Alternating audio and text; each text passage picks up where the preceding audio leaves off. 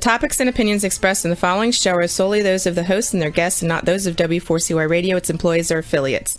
We make no recommendations or endorsements for radio show programs, services, or products mentioned on air or on our web. No liability, explicit or implied, shall be extended to W4CY Radio or its employees or affiliates. Any questions or comments should be directed to those show hosts. Thank you for choosing W4CY Radio.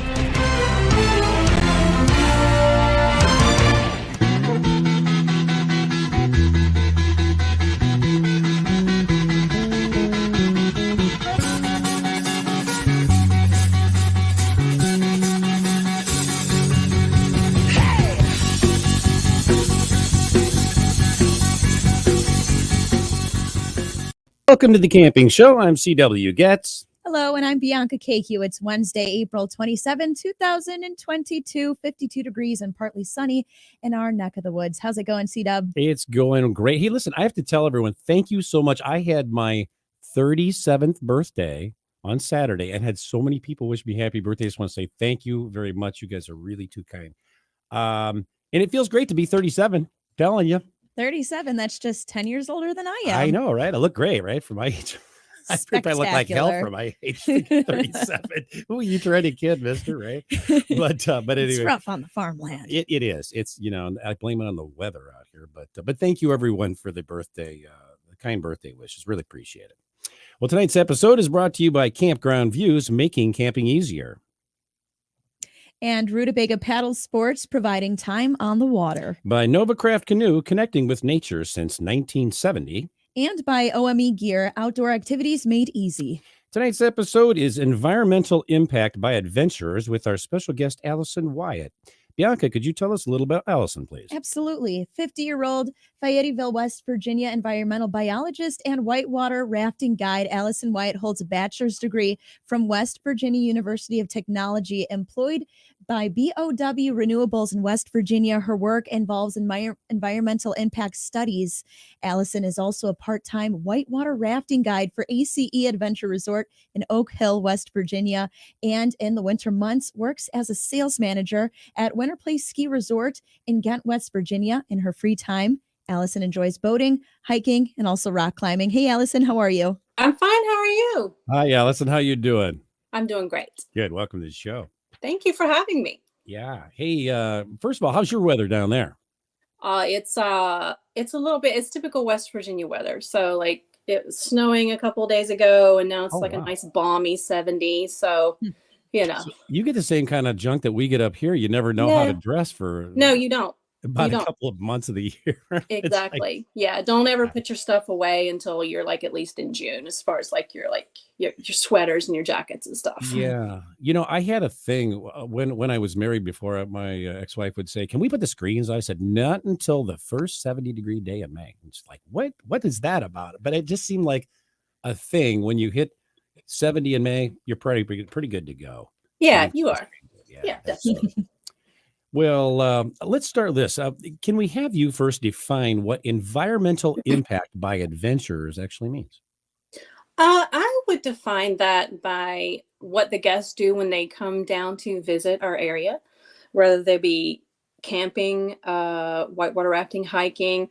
It's their actions, whether they do it intentionally or unintentionally, and how it impacts our state, our trails. Yeah. Yeah, because there are both. Not everyone is that naive and they go, yeah, we know what we're doing. We're going to do this. Yeah, sometimes they absolutely know what they're doing. But then you also, just working in this industry, you'd be surprised at people that have never been in the woods or been on the river or anything like that. And they just kind of don't know any better. Do you find that that's more the case now than before? Because there are so many new people out there, new adventurers, so to speak, that have not been in the woods or that before, and they just don't know. They don't know.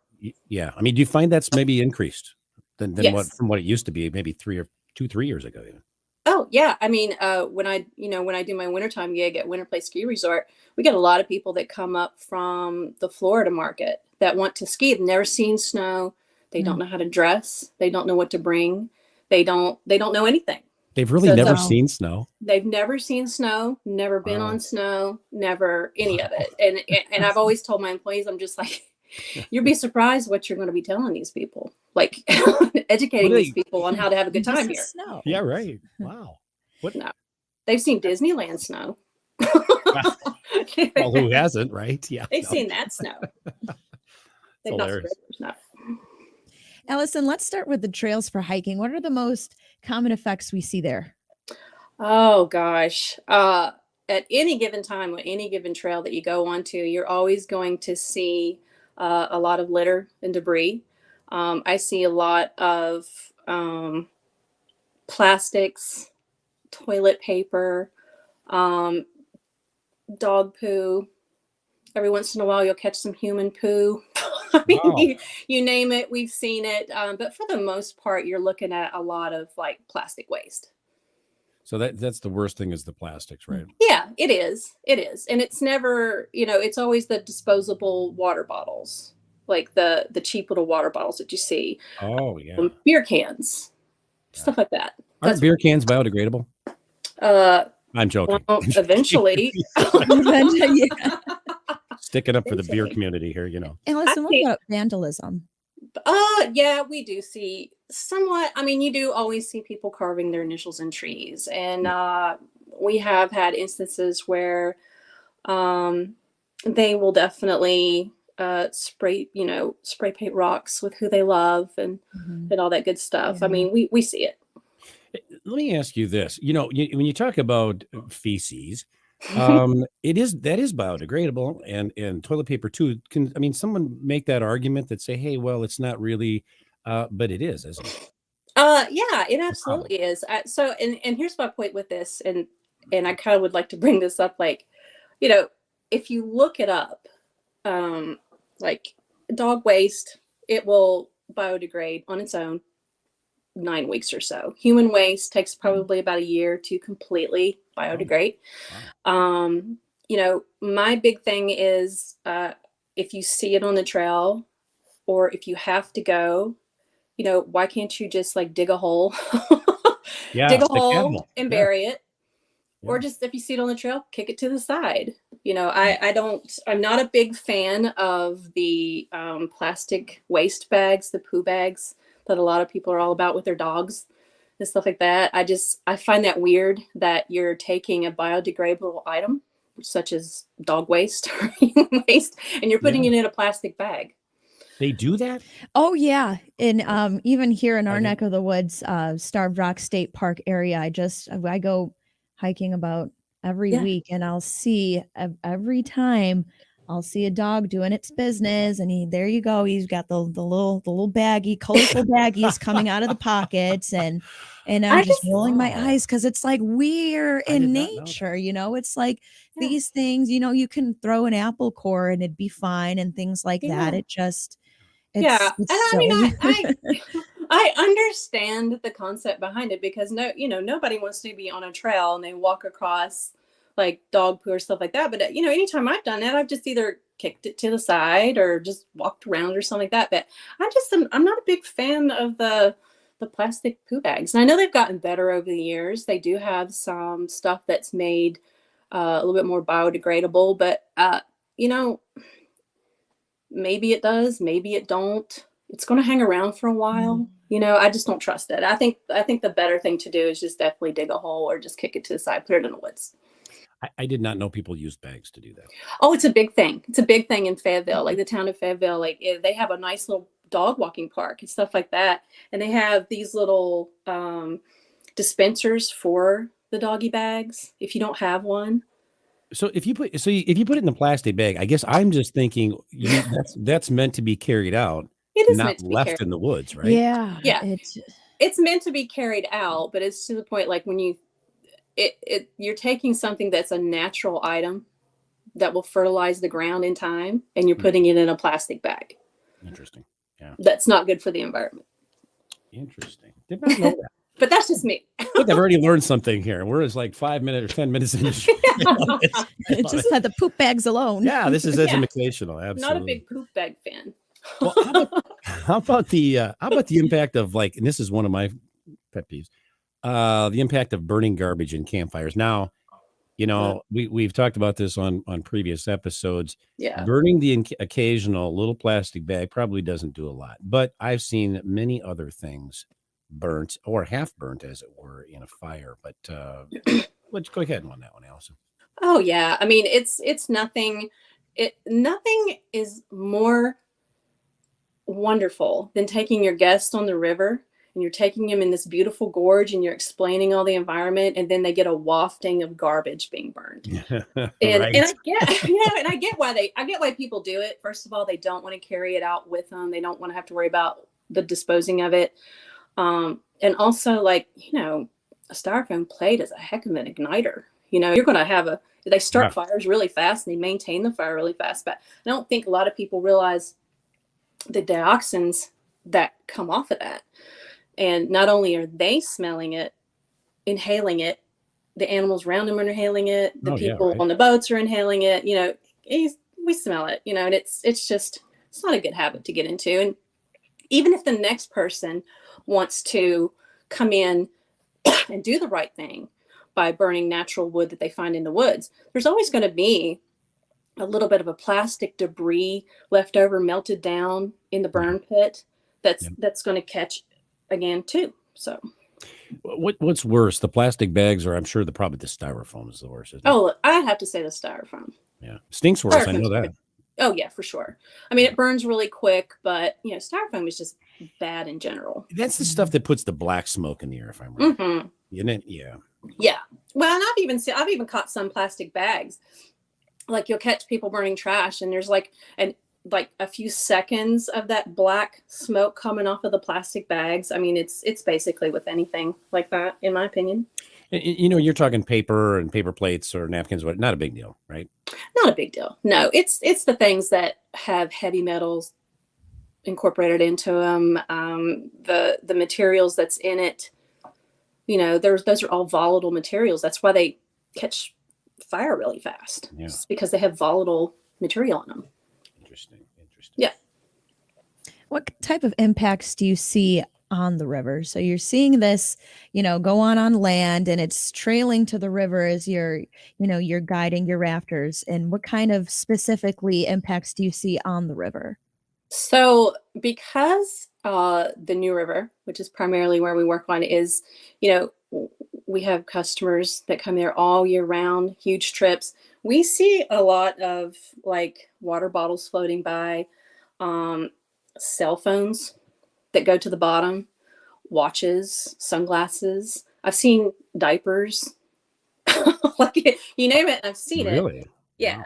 I mean, you name it, we've seen it. Beer cans, different things like that. The plastic in the beer can, the things that float are typically, we get at them fairly quick. I think the impact that a lot of people don't think of is when, they want to capture those moments, those nice little selfie moments that they have, and they'll drop their phone. Well, it's long gone. You're not going to get it back. We can't drain the river to get it back.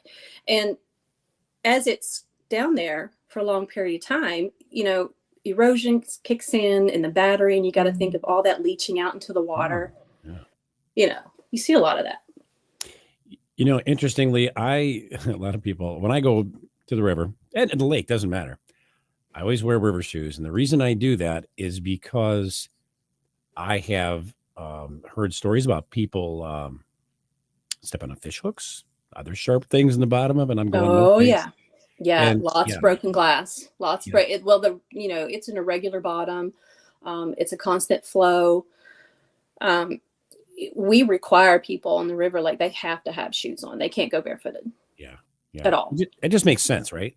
Yeah, it does make sense. Because I remember working a trip a long time ago, and even though it was just like stand-up paddleboarding on a bank, which seemed harmless, the little kid took his shoes off, and the first time he stepped down in the water, he just like sliced his toe wide open. And I think that's what people need to remember now, again, with the beer cans and beer bottles and things like that end up and they throw them like, Dad, it'll sink to the bottom. Yeah. Oh, yeah.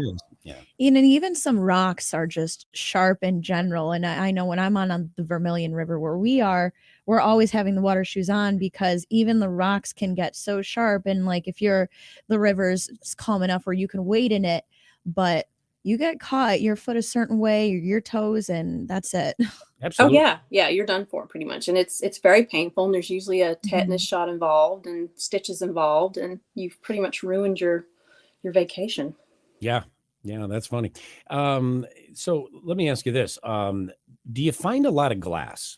Because they Oh don't, yeah. do you? Okay. And I Oh thought yeah. maybe it was just more so plastic, but you do find No, glass. we do. I mean, you can find really old stuff that just because that river typically floods, and it comes up from a few different states. It's a very old river. And we actually have a community of people that make river glass jewelry out of what they find. Oh, wow. The old river glass. Yeah, you can find it usually in the eddies around different rocks. There's certain areas where it washes up and they're nice and smoothed over and stuff like that. So, yeah, you totally see a bunch of glass in there. Yeah. We've had this discussion on past episodes of the show, but I've learned there are some who actually swallow toothpaste rather than spit it on the ground. Yeah. So tell us now, what are the actual impacts of things like toothpaste and soap, and shampoo in the rivers and streams, and of course the lakes too? Okay, so I think in the grand scheme of things, when you're thinking of you as an individual doing that one little thing in this large body of water, it's probably not going to have an immediate effect on the river because you're dealing with so much CFS, so much water volume. But if people really want the truth about it, toothpaste, it contains pyrophosphates or any type of phosphorus. Soaps have phosphorus, anything like that. And those are growing agents if you put them on the ground. So what happens is if you get enough of that in the rivers, it's going to cause the algae to bloom. So you get an algae bloom. And what happens there is it's an overgrowth. So it starts to absorb all the oxygen in the river or the stream or wherever it's at. And it does affect the aquatic life. Yeah, absolutely. They 200 feet. And when you're in the boundary waters, 200 feet. Yeah. You can't, they don't want you to use the bathroom, so as it speak, or Right. even your dishwater. Well, when you dishwater, they ask you to broadcast, and that's what we do. But the whole 200 feet thing, and give me your honest opinion. Do you think that's a little excessive? No, I don't. No, I don't. And the reason being is because the riverbank that we see, that bank can disappear in a matter of, let's say, like North Carolina, where the New River feeds out of. If they get a hurricane, we get the floodwaters off of that. So if it's nothing for that river to go from like 3 feet to 25 feet. Oh wow! Of course, that's going to absorb. I mean, that's going to go up to the bank. So you really need to make sure that you get as far out away from the river as you possibly can. And it's usually like the 200 feet or the 70 steps. Like if you don't have a measuring tool, you can take 70 big steps to get it away. And then even then you kind of want to bury that. Yeah. I mean, the argument's been made about, when people take like scouts, Boy Scouts into the woods, like these guys are going to get lost before and I subscribe to that whole philosophy. Yeah. So you don't think 200 feet is, and I get it where places like you're going to lose a bank possibly, Mhm. but in the boundary waters, that doesn't happen. Do you think it's maybe excessive for certain places? I'm going to ask you that way It because I'm can sure be. that argument's going to be made out there. It absolutely can be a little bit excessive. But if you really want to simplify it and not have to worry about that stuff, you don't really have to use toothpaste. You can use something like baking soda. Baking soda to brush your teeth. It's a natural abrasive. It sweetens your breath. It's cheap. It dissolves immediately with water, and it's not going to harm the environment. Yeah, absolutely. But it doesn't have a teeth whitening. What? Eventually, I get probably it, over totally. time. Right. I get it. Good. Allyson, the National Forest Service has set rules and regulations on this topic specifically. People urinating in the waterways. Tell us about that. We've all done it. Okay. I Well, haven't. No, I'm just joking. You are lying. I mean, we've all never done been it. I think camping. it's just Right. I think it's just a natural thing to do when you get out there. Something gets stimulated. I don't know, like everybody does it. But it's kind of the same rule with like the shampoo and stuff like that. Like your urine is a byproduct and it's got phosphorus and nitrogen in it. Mm. And it's going to be the same thing with the algae bloom. And plus it's just kind of it's kind of a disgusting thing, especially when you're out in the water and you think about somebody peeing and then you're like rolling around in it and stuff like that. I think it's just I thought about that. You know how people get water in their mouth and you Yeah. see them spit the water out of their mouth and go, I wonder Oh where yeah. that Oh went. no. Yeah. I don't do that. I try not to do that. I try my best not to do that. I mean, it's happened a few times. It just is what it is. I feel like I'm well preserved on some right. level from that river. Yeah, and I think enough beers, you don't really care after a while. I mean, but that's No, I mean, it just kind of happens. And I think you just kind of like put it to the back of your mind. You're like, nah, that didn't happen. There's a saying that the solution to pollution is delusion.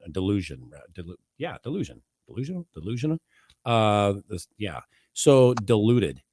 Mhm. When it becomes so diluted, it's really not as big of a thing anymore, isn't it? Yeah, I mean, yeah, and that's getting back to that. The river is a large volume of water, and it's constantly moving. It's constantly moving. It's not like it's stagnant water that's going to catch. Where you can see like the major effects of an algae bloom. I mean, that me going out there and brushing my teeth, or my family going out there and brushing my teeth, is probably not going to have an immediate effect. But I feel like we still need to educate people on that, because you do it and everybody else does it, and it all adds up. Yeah, absolutely. And this is an interesting fact from Google. Plastic bottles take up to 450 years to decompose in landfills alone. Oh, yeah, they sure do. Like plastic was never part of the equation in the ecosystem, ever. It's not allowed. It has really no place in our ecosystem. We like what we got going on now. We will never ever see the end result of that. It's going to take that long, and even when it completely dissipates and you think it's gone, it's still on a microscopic level. I mean, it's just never going to go away. And I get why, like the generation before me, like my mother's generation, thought that plastic was just the best thing, because it's not a whole lot of hard work and it's cheap, and you can reuse it to a certain level and stuff like that. So I understand why plastic seems to be great, but I don't think we really like fully thought it out. when we rolled it out. We're just, as human beings, I think we're just so into convenience of things and just kind of always making life easier for ourselves. And sometimes that's just not it. Just because you can doesn't mean you should. Absolutely. And we will break right there. We're going to take a break. Don't go away. We'll be back with more of the camping show on W4CY Radio and Talk 4 TV after these messages.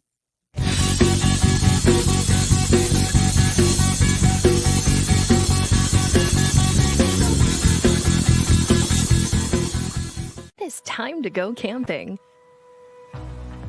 Introducing Campground View's virtual tours. You can tour the campground, see the sites, see if they are available, and click to book your perfect spot. Hit the open road and explore the amazing places found in nature. We make it easy to discover, find, and book your site so that you can go have the fun and freedom you seek.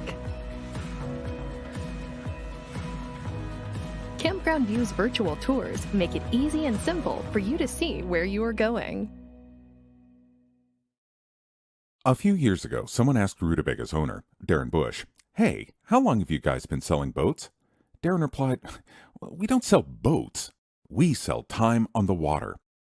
Of course, that comes in all types. We help people paddle more safely with Rutabaga outdoor programs. We rent canoes, kayaks, and stand-up paddleboards. We sell and install racks to get you from home to adventure. Rutubaga's got everything you need to get you out on the water, like paddles, life jackets, dry bags, and clothing. Rutabaga Paddle Sports, on the web at rutabaga.com. Mention you saw this ad on the Camping Show. There's nothing like being out there.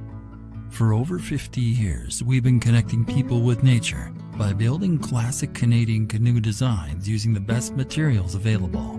We built a reputation on durable, dependable canoes that allow you to focus on what's important, whether that's unplugging in remote wilderness, spending quality time with your favorite people, or nailing the perfect line. Visit novacraft.com to find the perfect canoe for you and locate your nearest authorized dealer. Introducing the Wander, a first of its kind, durable 5-in-1 patented outdoor recreational product that easily transforms from a camping cot or bench, fully reclinable lounger, a lower beach type chair, a higher field camping chair, to a cart that hauls all your stuff. Our customers have raved about the Wander's durability and compactness when camping. Experience the innovative Wander for yourself and shop at omegear.com.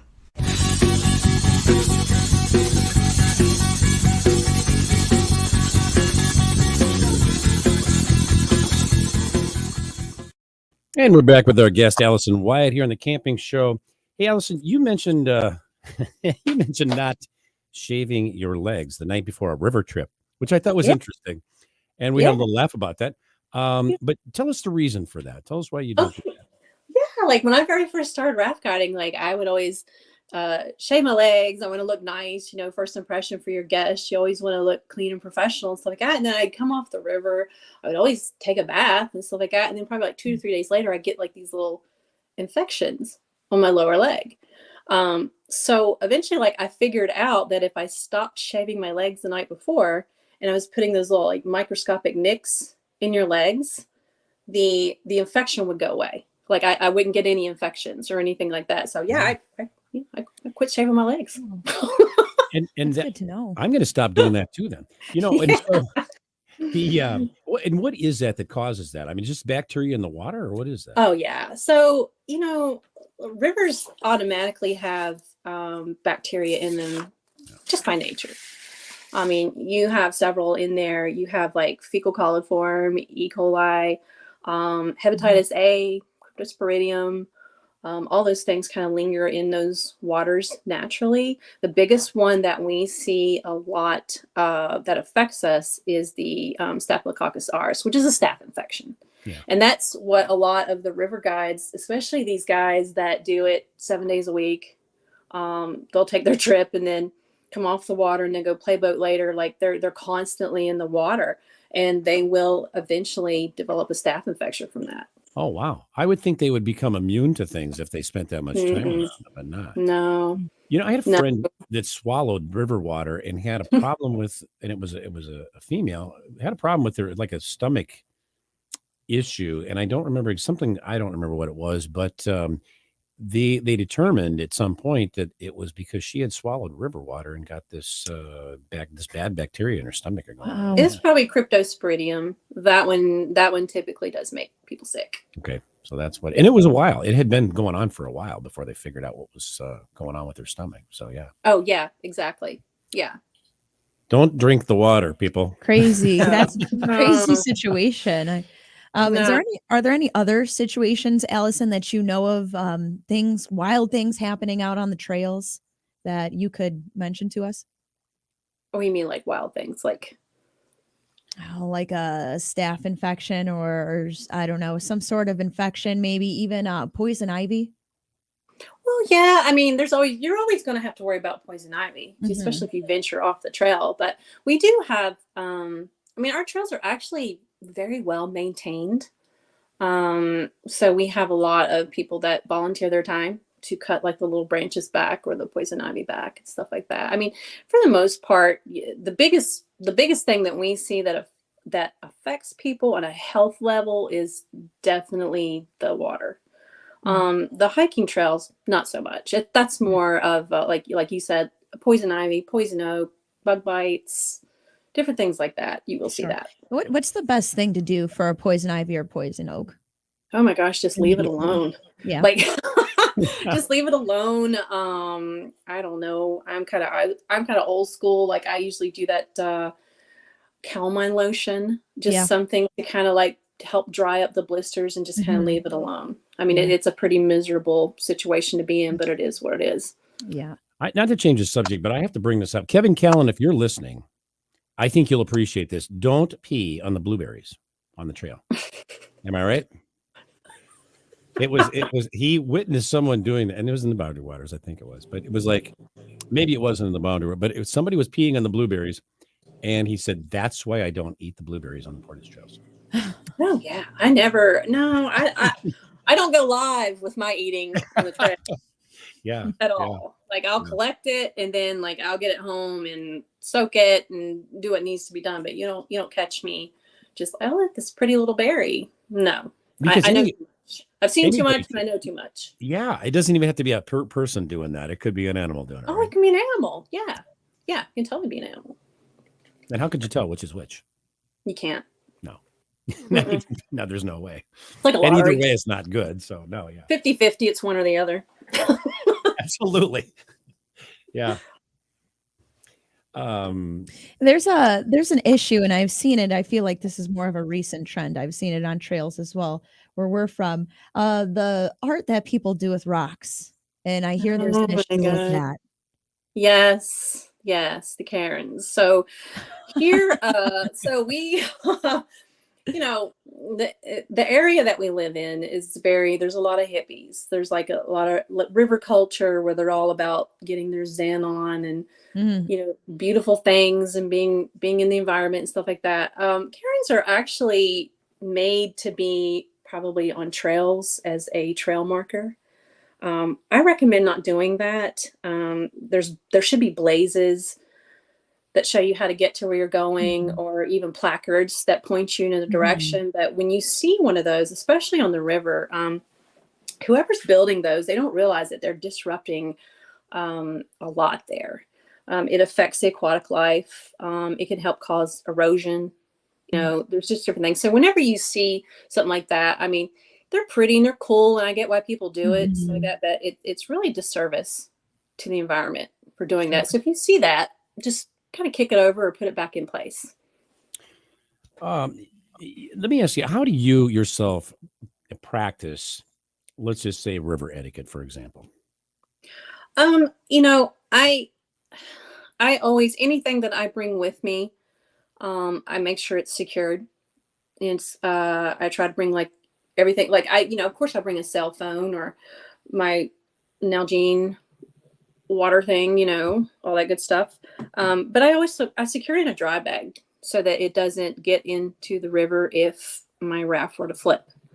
That it's just that simple. Like you try to secure those things. Anything that I take on the river with me, I always make sure I bring it back out, even if we stop for lunch.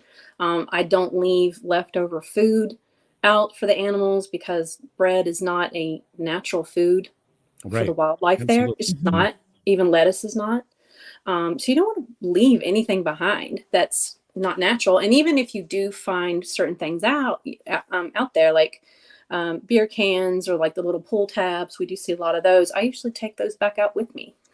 That's interesting you say that, because I do that. And I think people Yeah. look at you funny going, what the hell are you doing? That's a beer can. Leave it there. You don't know who's touched it. But I have noticed that guests will I kind of take like stare at it for a little bit, exactly. because they don't know what they're supposed to do really. And if they catch somebody out there doing it, it's almost like it's kind of contagious. They'll start doing it themselves. Oh yeah, that's true. Monkey Yeah, see, monkey yeah. do. Yeah, absolutely. And if you're on the trail, you do the same thing. Oh yeah.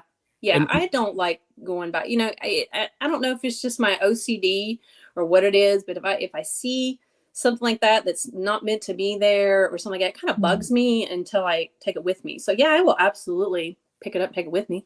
all right, so let me ask you this, and this is what I do. I have a bag that I take, a little pack. I have a little hydration pack because I Yeah. got tired of having the water, little canteen with me. But Right. I have a little small, and it's a small little, like the what is it, 4-gallon bags you put in your bathroom wastebasket. And I Right. take one of those with me, just so Right. if I see stuff, I got something to put it in. Yeah, Because that's if you a- got nothing to put it in, you're not going to pick it up, right? Right. Well, I mean, you figure out, I can figure out a way. It's not like you're going to have like this huge trash haul. maybe 1 or 2 bottles or something like that. You can crush them and put them in your back pocket. I mean, they do collapse, and you But if can make it's them muddy, smaller. you're probably not. You're going to think twice about that, aren't you? Though. I don't know if it's You know what I'm muddy. saying? I'm probably already muddy. If it's So, yeah.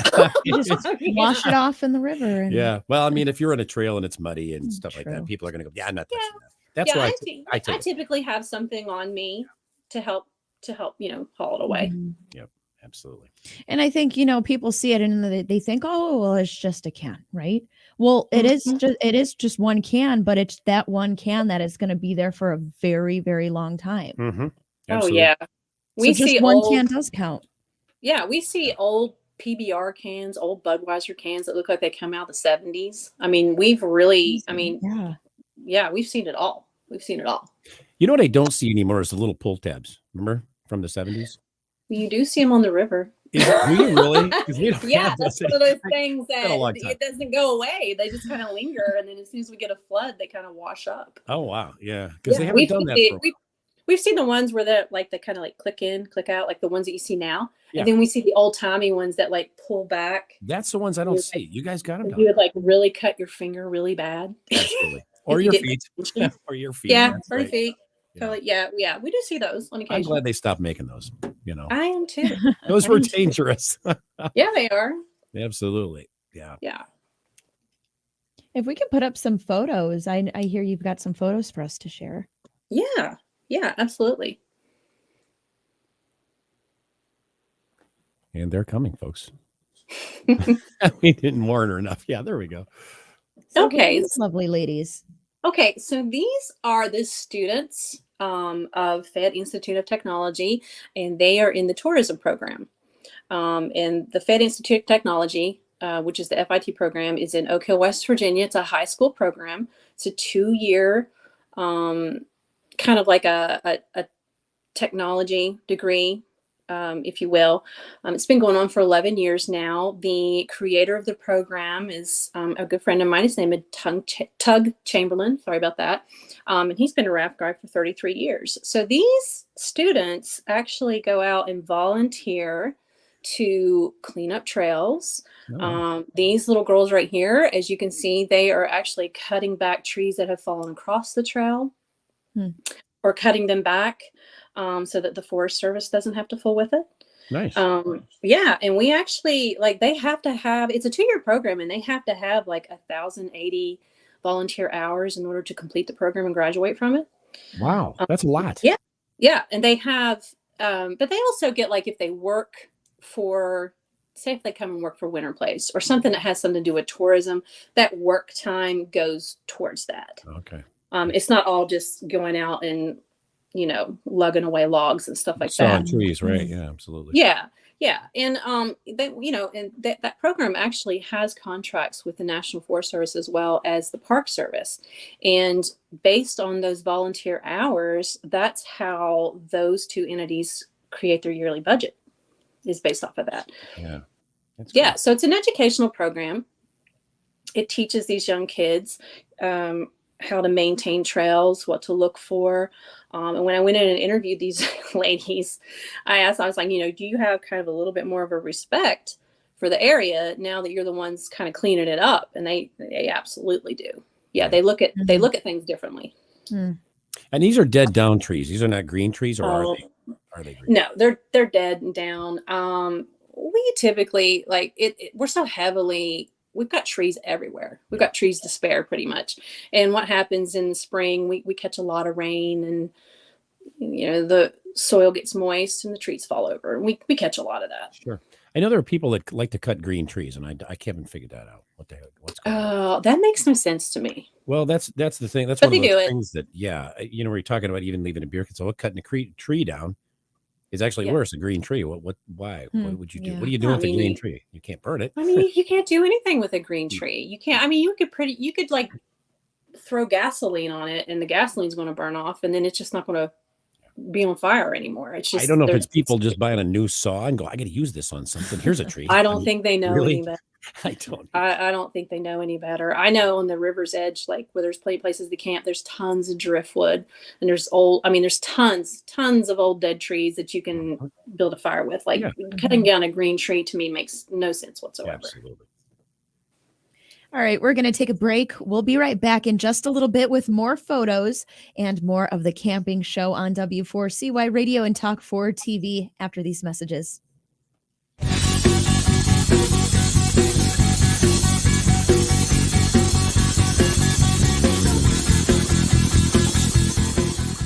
It's time to go camping.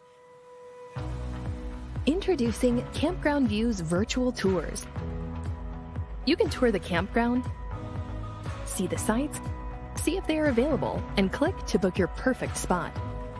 Hit the open road and explore the amazing places found in nature. We make it easy to discover, find, and book your site so that you can go have the fun and freedom you seek. Campground View's virtual tours make it easy and simple for you to see where you are going. A few years ago, someone asked Rutabaga's owner, Darren Bush, "Hey, how long have you guys been selling boats?" Darren replied, "We don't sell boats. We sell time on the water." Of course, that comes in all types. We help people paddle more safely with Rutabaga outdoor programs. We rent canoes, kayaks, and stand-up paddleboards. We sell and install racks to get you from home to adventure. Rutabaga's got everything you need to get you out on the water, like paddles, life jackets, dry bags, and clothing. Rutabaga Paddle Sports, on the web at rutabaga.com. Mention you saw this ad on the camping show. There's nothing like being out there. For over 50 years, we've been connecting people with nature by building classic Canadian canoe designs using the best materials available. We built a reputation on durable, dependable canoes that allow you to focus on what's important, whether that's unplugging in remote wilderness, spending quality time with your favorite people, or nailing the perfect line. Visit novacraft.com to find the perfect canoe for you and locate your nearest authorized dealer. Introducing the Wander, a first-of-its-kind, durable 5-in-1 patented outdoor recreational product that easily transforms from a camping cot or bench, fully reclinable lounger, a lower beach-type chair, a higher field camping chair, to a cart that hauls all your stuff. Our customers have raved about the Wander's durability and compactness when camping. Experience the innovative Wander for yourself and shop at omegear.com.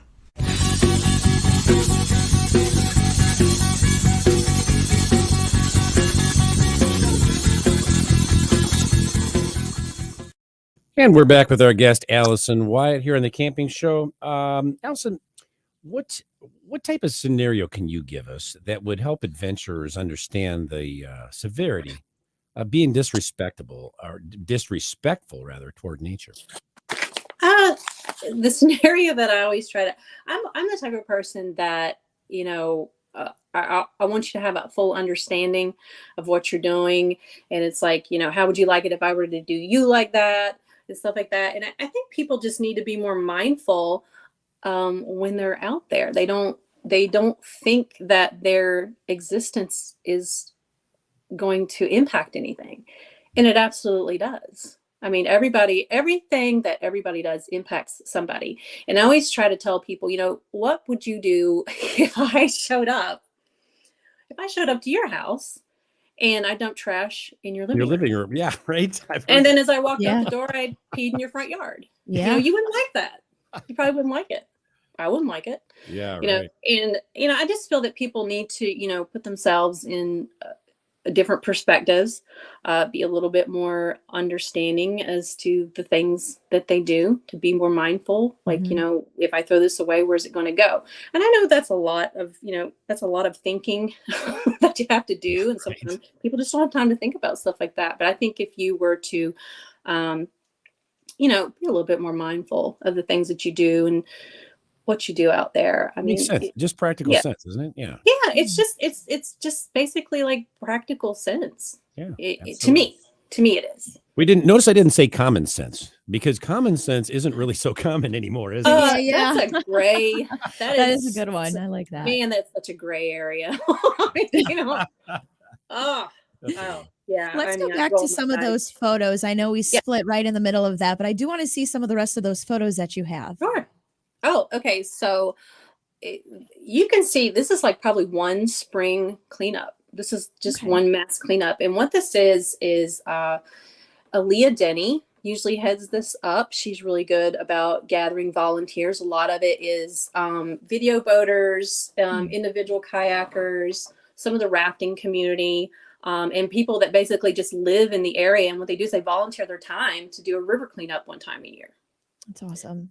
Oh yeah, and you can see, I Wow. mean, you can see the impact of it, of people, and and a lot of it's just local too. It's not just tourists. I'm sure it's local too because, the waters do come in from 2 different states, and I'm sure that gets drug into us as well. It's not all just West Mhm. Virginia. Yeah. And here's some, Young here's some little kids. kids getting Oh, out I there love doing it. their thing. Starting them Yeah, young. yeah, you can see there's some tires. We do catch a lot of tires. A lot of, Oh, that is off of Kanawha Falls. So that's where like the New River kind of like ends to a certain extent. And that's a huge eddy that typically catches a lot of trash. I saw So all those bags there. Do you guys yeah, have like a system for how you calculate that? Do you guys weigh the bags about how many pounds of garbage mm, that you collect, or is it just kind of I think they just gather it. yeah. I don't think they put much into that like Mm, that. I mean that's a lot of when you yeah. really look at it, that's a lot. Yeah. Oh That's a lot wow. of waste. It Yeah, looks you like see that. it looks like Mhm. trash cleanup from when we used to do that on the state highway, and Yeah. used to have lots of bags like that. It's amazing what can get washed up with the river, and especially when you have flooding and you have rain. Hmm. Even like I've mentioned before, Starved Rock State Park is along the Illinois River, and I've literally seen a shell of a jacuzzi tub. Oh yeah. Just and it's like, oh my God, you would never think, but I mean, it's a thing because things get washed up all the Well, time. people dump their trash. They don't want to take it to a landfill. They either don't have the means or the money, or they just don't feel like doing what they're supposed to do. So they'll dump it over a hillside. Well, usually, especially if we have like a lot of tributaries, creeks, rivers, stuff like that, that stuff is eventually going to find its way into a river system. It just 100%. it Yeah, just will inevitably. right. Allison, you've been a wealth of knowledge. Where can our audience learn more about you, about the environmental aspects of soil, water, air pollution, you name it, and also about the rafting company you work for in West Virginia? Right. So, I mean, you are welcome to find me on Facebook. I'm also on Instagram. On Facebook, I'm under Allyson Fox Wyatt. Under Instagram, it's called All Naturally. um, yeah, yeah. I was So, trying and to as figure out far how to as, pronounce that, but thank you for clearing that yeah, up for me. All Naturally. I like The that. one with the Y was taken, so I had to stick with the I. Right. But if people really want to get involved with what to do when they're going camping, say they've never been camping before, there's a great website that they could click on. It's the Leave No Trace website. So it's basically, it's www.lnt.org. And you click on that, and it's a wealth of knowledge. You can get signed up to volunteer certain things, but it's going to give you basically the cliff notes of everything that you need in order to be a proper tourist, is what I say. To make sure that you're doing the right thing, that you're well educated on what to do so that you won't make those mistakes that impact everything. Because you think you're just going to go on a hike, but you never know what you're going to encounter. Yeah. Oh, no. Yeah. Yeah. Absolutely. Sometimes you find some cool stuff, Mhm. but more so than none, you don't. Yeah. You don't. Yeah. Absolutely. Yeah, and I encourage people, West Virginia is a very welcoming state. We love to have people here. Mhm. But we want to keep it beautiful for people. You know, I think that's the goal. Um, is people should, want to take care of the places that they visit and they frequent. Yeah. And that's something that we strive to do as a state. Makes perfect sense. Well, we'd like to thank you, Allison, for being our guest here on the camping show this evening. Yeah. It was an absolute pleasure having you here with us. All right. Thank you. Thank you so much, Allison. Yeah. Go ahead, Bianca. Yeah, just it was just awesome having you on and just hearing about all these tips. I mean, I've been hiking now. So I'm a city girl. I'm from Chicago and my fiance is from one of the smallest counties in Illinois. So he brought me out here and I've been living here since 2018. So we've been going hiking a lot and doing things like that. But I mean, just hearing what you had to say, I've learned so much already. It's awesome. I think anybody hiking for decades and years and years and years can learn a thing or two. Yeah, absolutely. Well, we'd like to thank our sponsors, Campground Views, Rutabaga Paddle Sports, Novacraft Canoe, and OME Gear for bringing you tonight's show. Be sure to tune in for next week's episode, Vacationing in Key West, where myself, along with Janelle Morissette, will be broadcasting live from the Santa Maria Suites in Key West, Florida. It'll be a lot of fun. Until then, thank you for tuning into the Camping Show. This is CW Getz. Have a great night. And I'm Bianca Cahill. See you next week.